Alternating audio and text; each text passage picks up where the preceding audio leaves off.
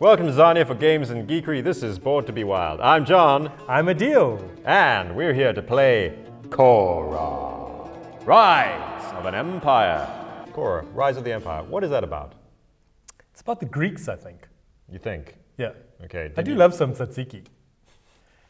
I would like it if just like one time before we do the show that you would read the preparation papers that I give you. So this is a game about the Greek city-states from about the 5th century BC to the 3rd century BC. All right, that's the setting. So I don't know why I still ask you the heyday.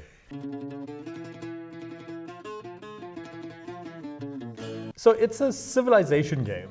Okay. And I don't see any maps here. Well, that is a good point, because most civilization board games do have a map, and you've got sort of dudes on a map or armies on a map, and you're trying to seize move around territory, and that seize kind of territory. thing, exactly. Conquer and slave, slaughter, all that kind of stuff, yeah. And so in theory, this one still has a bit of that, and that was part of what I liked about this game was it's a lot of those Civ games are multi-hour long games, very heavy.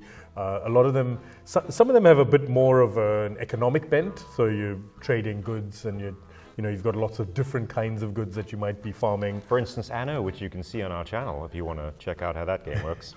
Anno is certainly one that has lots of different kinds of goods. But this one was a lot more streamlined, so much quicker kind of game, a lot more accessible. The fact that it didn't have a map was a little bit of an odd thing for me, but it's replaced by a lot of these tracks that we have. So you've got some tracks on your player board, you've got tracks in the middle board, which track things like your troops, your glory, the tax that you are gaining from your territories. Yeah, this is really much a game about ladders. And then instead of a map, we've got this section, which essentially has these knowledge tokens, right? So that represents the different towns and territories that you might be visiting or exploring, I think was the word that they might have used. I mean, you mean conquering, right? That's what we're doing. Conquering? Gaining knowledge. Okay, cool. So we just trade and we grow stronger and we gain knowledge from the villages surrounding. Correct. How do we gain knowledge from them?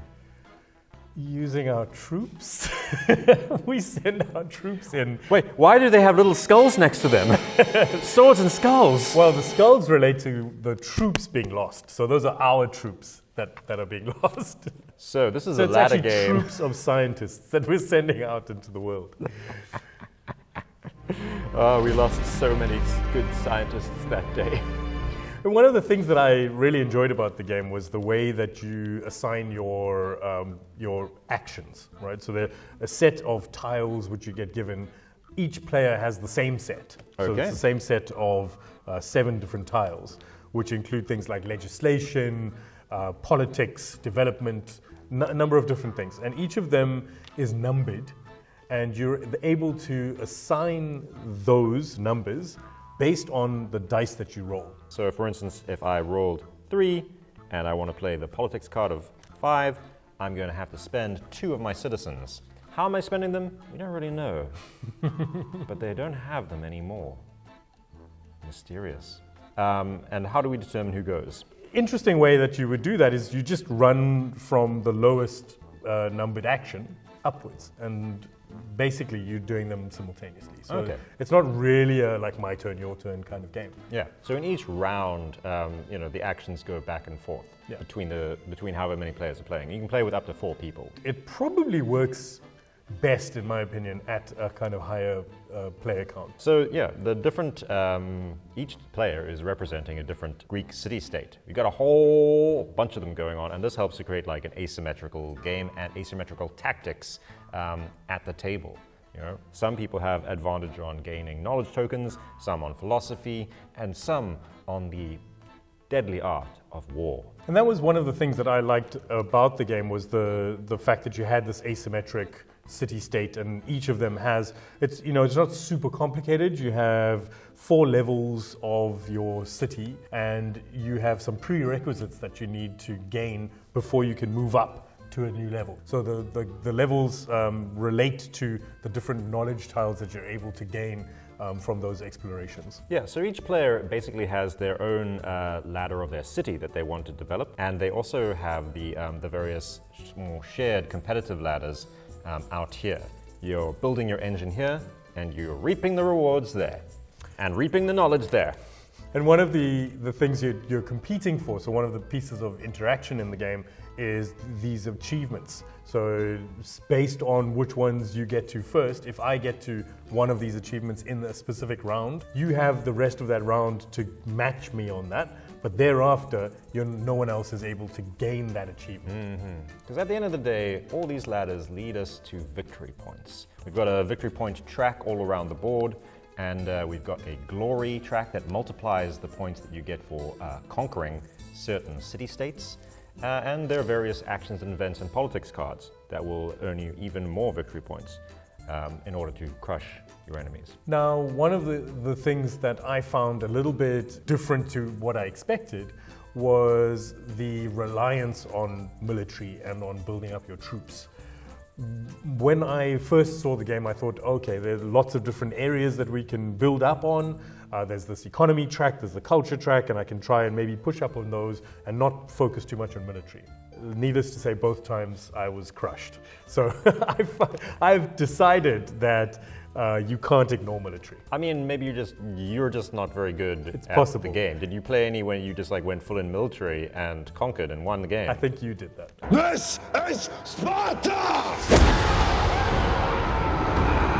So I do think that, especially the fact that these event cards sometimes refer to the military, and if you haven't caught up to everybody else on military, it actually puts you even further behind. I think that means that you really do need to focus on a bit on military.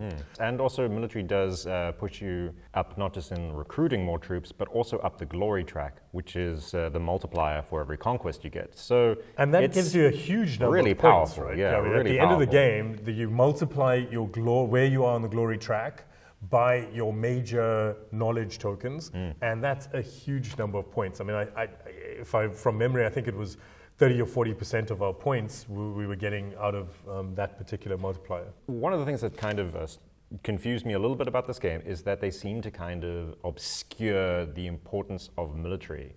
You can take the military action tile, but then it prompts you to take the explore action. Yeah. And this explore action is conquer a city. I don't know why they called it explore and not just, conquest or invasion or any of those things. But it does seem to just obfuscate the military tactic and make it seem a little bit less important. I do think that a lot of the people that they're trying to get to play this game, so the audience for the game, are the people that are not going to be wanting to be too confrontational. So I think they are trying to dial that aspect down. They're trying to make it a bit less violent, if you like, and to focus in a bit on, okay, we're extending our territories, but it's not really about the battle so much.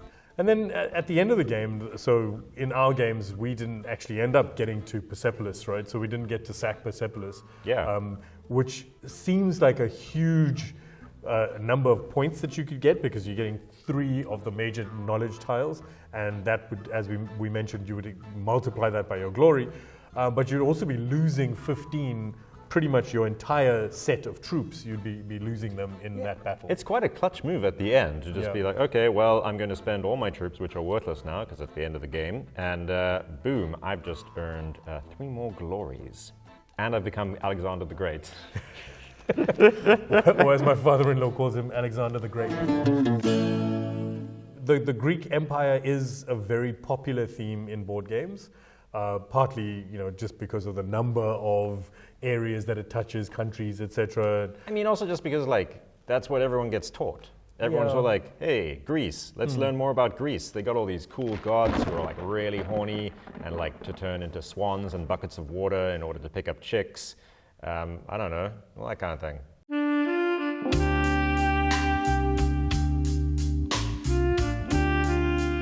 I found the aesthetics of the game to be a little bit sort of watered down, I think. It's sort of semi-realistic artwork, but then sort of looks a little amateurish at times. You know what? It actually, I wouldn't say amateurish, but it does remind me of the illustrations you would get in a book from the 80s about Greece. Right. I don't know. I feel like we're just being mean. No, I think I feel like we're being mean. I don't know. I don't like this.